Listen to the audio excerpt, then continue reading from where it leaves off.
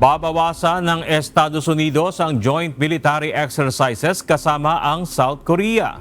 Ayon kay President Donald Trump, bukod sa napakalaki ng magagastos, nagpapadala ito ng totally inappropriate and hostile signal sa North Korea na aniya ay naging unthreatening and respectful habang siya ay nasa pwesto.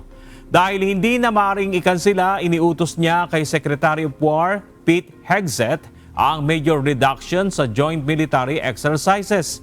Binigyan din ni President Trump na kamakailan ay tumanggi ang South Korea na sumali sa US sa denuclearization effort sa Iran.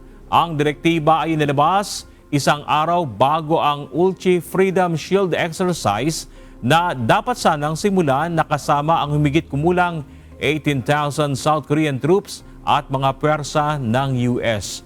Kasunod ito ng 2 ballistic missile launches ng North Korea sa loob ng 6 na araw ng buwan na ito.